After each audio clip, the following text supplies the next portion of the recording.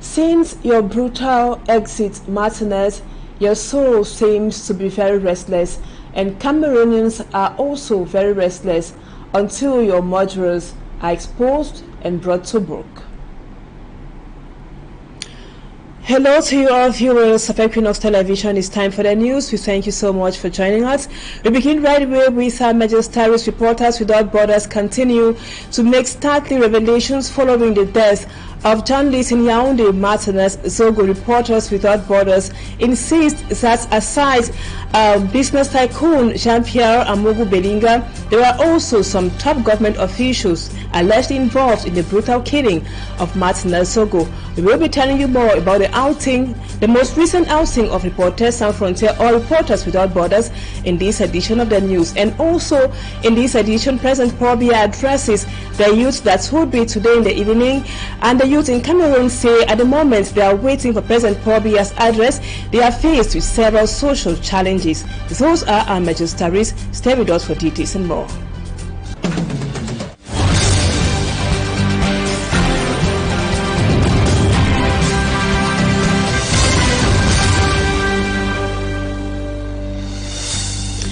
Welcome back, viewers. Thank you so much for joining us on this edition of the news at 6 p.m. tonight.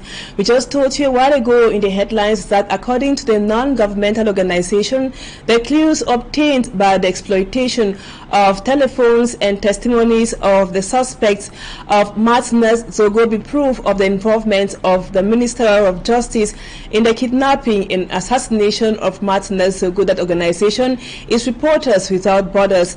The press release signed by Reporters Without Borders on February 9, 2023 is unequivocal. The non-governmental organization says the ongoing investigation into the assassination of whistleblower, broadcaster and journalist Martinez Zogo is now focused on the role played by the Cameroonian Minister of Justice, Laurent Esso. We have proof that he is heavily involved, says Reporters Without Borders, quoting an investigator. And according to correspondence from Reporters Without Borders, Laurent Esso, who is in his 6th consecutive term with the Cameroonian government, has been under increased surveillance for a few days. And now we talk something else. We take you to the restive northwest and southwest region. Civilians in the southwest and northwest regions still continue to get the pains of the ongoing Anglophone crisis, which has been going on for the past 6 years. A private car was recently burnt at Mbongo village along the Kumba Ekondo Titi highway in the Mema division of the southwest region. Meanwhile, over to the northwest region, precisely in Widikum, the military has gunned down 3 alleged separatist fighters.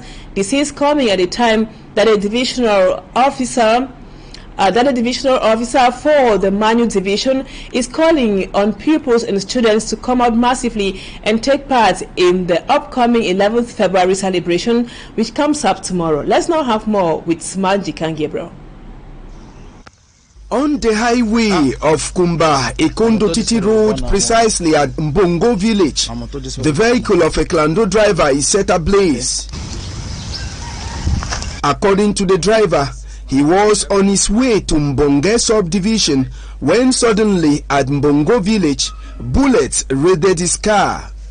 When he cried out, the unknown gunmen stopped shooting before he stepped out of the car. Then it was burnt by the same people. It's alleged that an announcement had been made for no circulation along this stretch of road after 6 p.m. This incident at Mbongo village is coming several weeks after many vehicles were burnt at Wowo village, a locality found in Du subdivision of the Donga Mantum division, Northwest region. Amongst the vehicles were trucks and cargo vans transporting foodstuffs. They are accused of not respecting the sit-in that has been ongoing in the two regions since the crisis started. In Widikum, Momo division of the Northwest region, the military has reported that after a shootout between them and the non-state forces, they successfully neutralized 3 alleged separatist fighters and collected 3 guns alongside their 3 charges with 32 bullets. As the battle goes on the ground, the divisional officer of Tinto subdivision in Mayu division has urged peoples to be out in their numbers come February 11, 2023. This was during a tour to some schools. The visit of the divisional officer was an opportunity for the teachers to expose their problems. Of 1 classroom and even more. The staffing situation is low, sir. We are just doing benevolent service to keep the basic education community going, so that children should learn something. We are coming. We are hoping that you could help us to accelerate things so that credit should reach our hands, so that we can run the office smoothly. Tinto subdivision is one of the worst hit areas in Mayu division by the Anglophone crisis. And now in health, 26,000 new cholera cases and 600 deaths have been recorded within a month in some 15 African countries. That is, according to the World Health Organization. Africa is experiencing an exponential increase in the number of cholera cases amidst sharp rise in global figures. Immaculate Fogui tells us more. The World Health Organization is worried about the recent surge in cholera cases in the African continent. An estimated 26,000 new cholera cases and 600 deaths have been reported as of January 29, 2023 in 10 African countries hit by the epidemic since the beginning of this year. The number of cases reported in the first month of 2023 alone have already reached over 30% of the total number of cases recorded in 2022. Last year, about 80,000 cholera cases and 1,863 deaths had been recorded in 15 cholera-affected countries. According to the World Health Organization, the number of infected cases could exceed the 2021 records. Majority of the new cases have been recorded in Malawi, Mozambique, Zambia, Ethiopia, Kenya, Somalia, Cameroon, Burundi, and the Democratic Republic of Congo. The report goes further to blame the increase in cases on government's concentration on other diseases such as COVID-19 and poliomyelitis. They equally pointed out the fact that resources are rather being channeled to other issues such as armed conflicts. The situation is further aggravated by the shortage of vaccines in the affected countries. The organization says in order to better contain the spread of the disease, Governments need to urgently step up sensitization campaigns and also put in place a response strategy. And still in health, we got information today that a rare and very contagious disease has killed at least 20 persons in Olamze. It is a locality in the central region of the country, and one of the major symptoms of that rare disease is nose bleeding. We will be telling you more, that would be in our subsequent news editions. And now youths in Cameroon are worried about the contents of the head of state's message to the youth ahead of the Youth Day celebration tomorrow, 11th of February. The youth highlighted rising unemployment, high cost of living, and rising insecurity as major issues they hope the president talks about in this message today to the youth. Immaculate Foggy once again has more. Cameroonian youths are raising diverse expectations ahead of President Paul Biya's Youth Day message on February 10th at exactly 8 p.m. Rising unemployment is a major concern raised by many. I pray President Paul Biya tells us that more jobs have been created.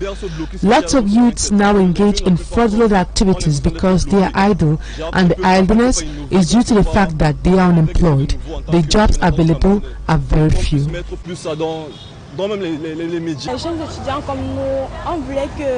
As a student, I really get worried when I notice that my elders, after completing school and later obtaining certificates, can't get a well-paying job. Many turn to become truck pushers, bike riders, to name but these. It is really sad. Another concern highlighted is that the president should ameliorate the living standards of Cameroonians by subsidizing the prices of basic commodities, which have lately been skyrocketing. Recently, the prices of basic commodities have increased. Many heads of families are unable to provide for their families as they should. Transportation fares also increased. We expect the head of state to say something that can appease the youths concerning this issue.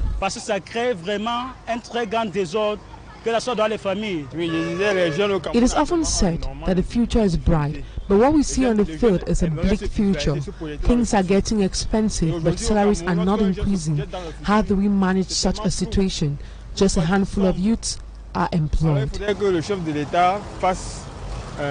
Fingers remain crossed as these youths say the recent happenings in the country needs immediate and concrete intervention by the head of state. Immaculate Fogui. And now, following the recent increase in the price of fuel by about 100 francs CFA, taxi fare might also soon move up from 250 to 300 francs CFA in the day and 350 francs CFA at night per stop. That was arrived at during a meeting between the Minister for Trade, Aluk Maglo Ambaruga Tangana, and some professional drivers' trade unions in Yaoundé recently. That amount, though, is still to be made official. Mala Glory has more. The meeting held by the Cameroon National Federation of Professional Drivers Trade Unions in Yaoundé Wednesday, February 2023 says the increase from 250 francs to 300 francs on taxi fare in Cameroon, as proposed by the Transporters Trade Unionists, has not been officially accepted by the government of Cameroon. The government says we need to wait for the official document before new prices can go official. The increase in the price of fuel went operational immediately it was announced. The government should have called us for a discussion before increasing the price of fuel. Other measures should have been put together to accompany transporters. On the other hand, the Township Transport Company platform, Yango, has been banned by the Transport Minister Jean-Ernest Ngale. According to the release signed by the Minister on February 8, 2023, the activities of Yango, a public transport operating via a digital platform, has been suspended throughout the national territory until the company is up to standard. Meantime, the government of Cameroon finally adhered to the increase of the minimum wage of workers from 36,270 francs to 41,875 francs. The information was made public by the Minister of Labour, and Social Security, Gregoire Ona. This comes amid threat from trade unions to boycott work. The recommendations made by the transporters' trade unions to increase taxi fare from 250 francs to 300 francs is due to the increase of petroleum products in Cameroon. And the pressure for the government to increase the minimum wage is due to the high cost. And now we'll be talking more about the minimum wages of workers in Cameroon, especially domestic workers. That would be in the second part of the news. Now, for some time now, youths of the city of Douala, like elsewhere in the country, have been complaining about the insufficiency of amusement parks and sporting grounds. The mayor today, as part of events marking the celebration of the Youth Day, inaugurated some leisure sites here in the city of Douala. Our reporter Lucy Liengu Esia was present, but tells us that some youths also expressed other preoccupations faced by their localities.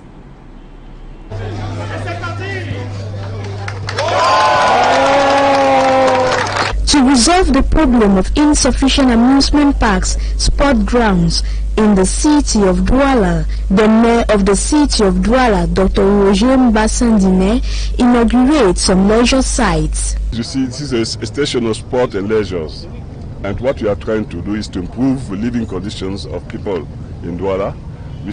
We have to start somewhere. We start here and in other places, but we intend to do the same investment in other parts of the city. Our aim remains to improve the living condition of. For some time, the youths of the Douala 1, Douala 2, Douala 3, Douala 5 subdivision complain they find it difficult to engage in interquarter sport competitions and leisure. This amusement park can help many persons to play basketball. Because many persons don't play basketball because there's no stadium in Douala. Us young basketballers, we have a real challenge of finding playgrounds in cities and else. An initiative that youth have applauded but also expressed other preoccupations they are facing in their different localities.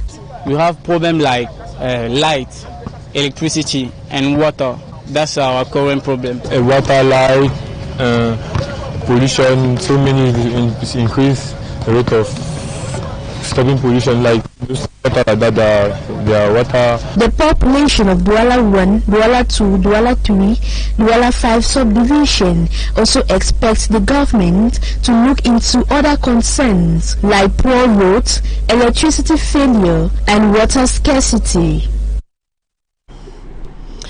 And viewers, that was it for the first part of the news. Thank you so much for being with us. Don't go away. Talking Point comes up next.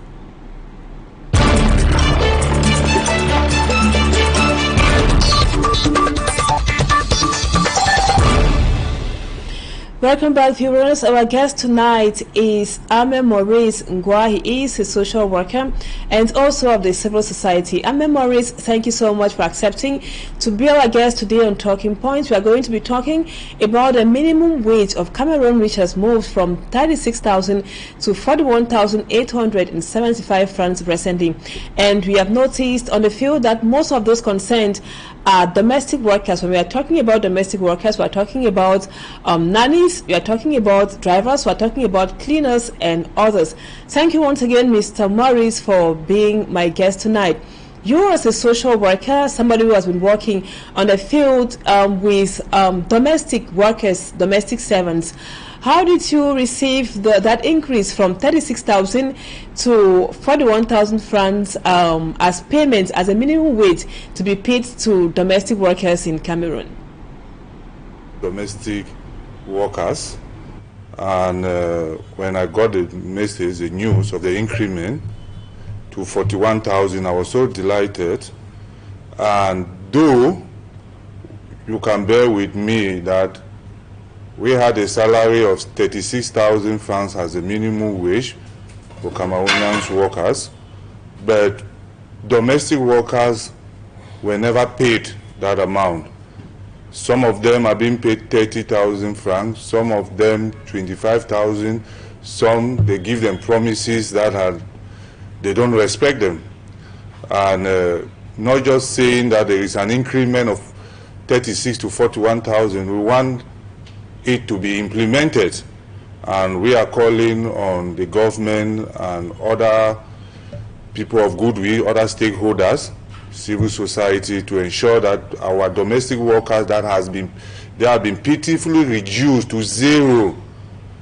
We should call for the government or the law that these are also workers, and the 41,000 francs increment, they should also benefit as a minimum wage.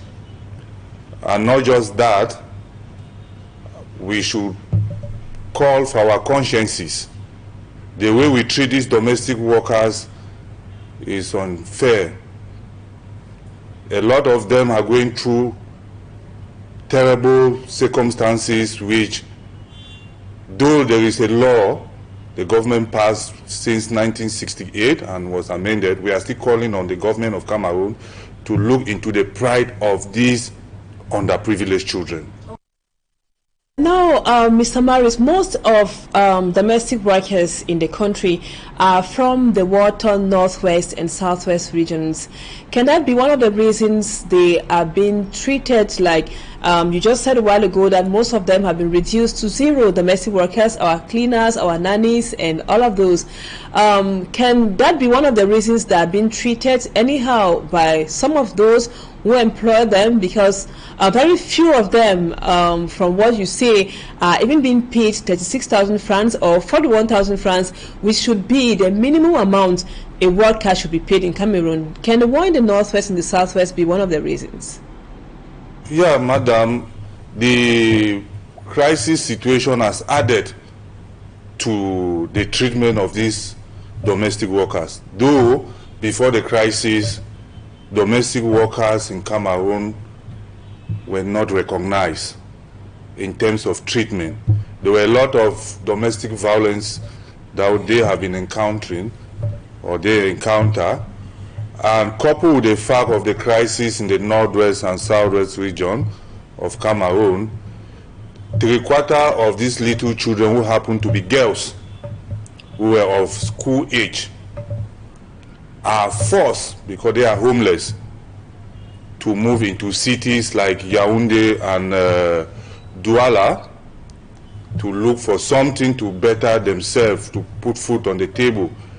So some of them have dropped from school and they are into this domestic work with the hope that they can get some money to further their education. And I'm calling on some of these employers or these masters or mistresses who take people's children, because we all know that Cameroon is against employing minors to work. Most of these domestic workers in our society are minor, below 18 years. Some of them 15, 12 years. Some of them are even our relatives that will have turned them to be modern slaves. So the crisis situation in the northwest has tripled the situation, which is unheard of if you are a godly fear or somebody who fears God, who has conscience. When you treat people's children or you take somebody's child,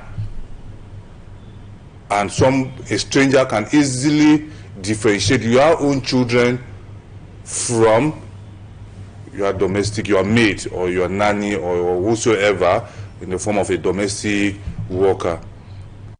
And now, as a social worker, Maurice, you have been on the field and you've been meeting these domestic workers, especially those who are from the northwest and the southwest. The reality is that those are the group of people who act as or who work as domestic workers are from the northwest or the southwest regions, most of them.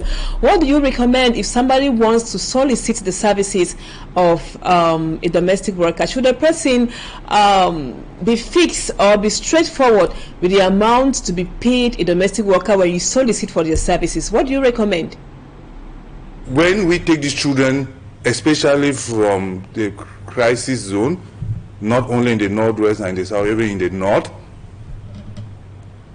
who wish to further their education, we should endeavor to send them to schools.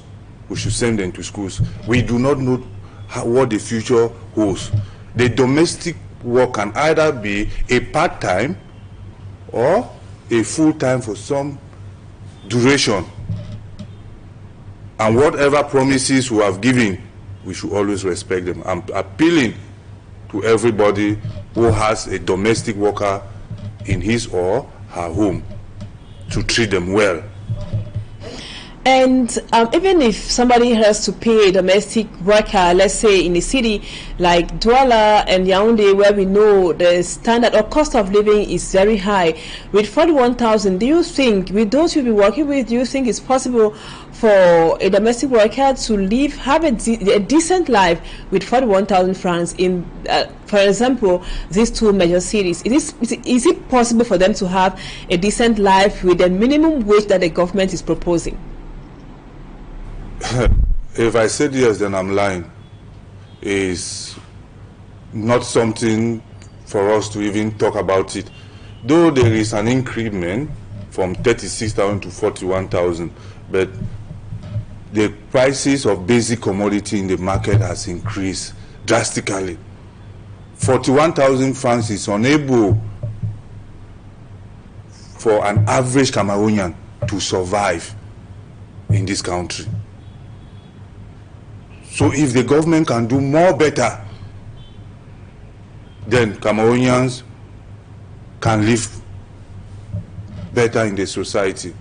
Because if you said as a domestic worker whosoever with 41,000 you can be able to pay house rent, cater for your children, feed yourself and whatsoever, is practically impossible with the economic situation of our country today.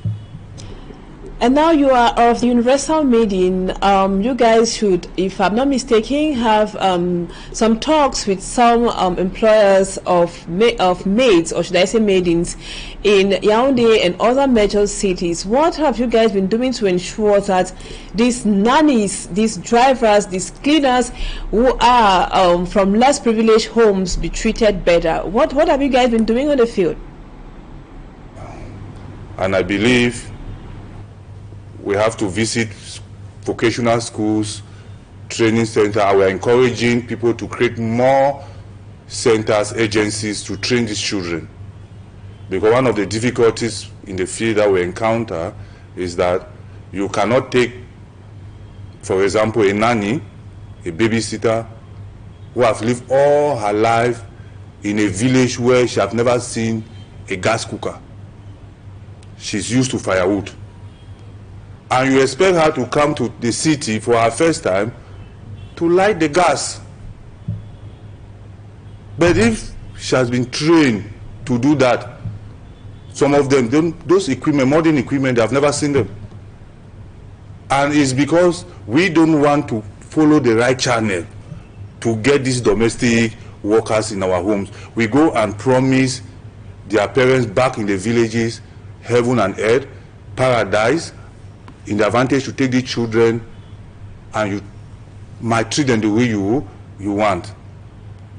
So we said we are appealing that if there is, or if people of goodwill can create agencies where these children, women, domestic workers, not only women, like you likely said, cleaners, drivers, and also there are also domestic workers, they can be trained. And we are advocating also for a network where they will be meeting, and from there their voices can be heard. They have a meeting point. We come, for example, in Aqua, where your TV station is located, Equinoxe. We'll create a network. We identify all the domestic workers in Aqua. They have a meeting point. They have their days that they meet. They talk about their difficulties.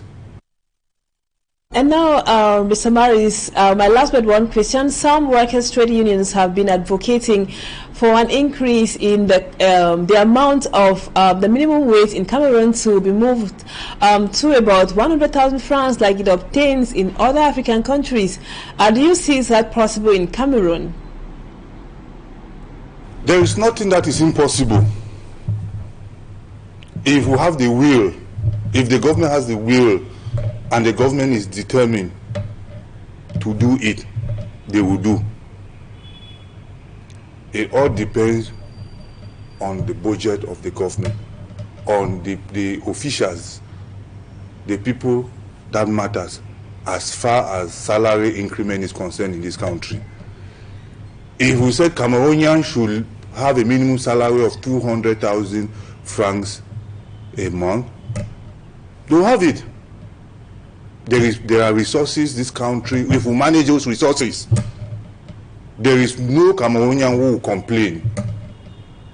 There are a lot of advantages that Cameroonian, not only salaries increment, there are a lot of facilities if the government is determined. But I believe by starting from 36,000 to 41,000, they are in the pipeline. Maybe in the years to come, the amount that you just mentioned, we might likely reach there by the grace of God. That's very possible. And you seem to be worried, like any other Cameroonian of goodwill, about the situation of domestic workers. Those are the group of people who are paid the minimum wage most often. Some of them even receive less, and some of them suffer in the hands of those who employ them, their employers, who employ them as cleaners, as nannies, and as drivers. What can you say? What can you tell those people who have nannies in their homes, who have drivers and cleaners, and who might not be treating them so well?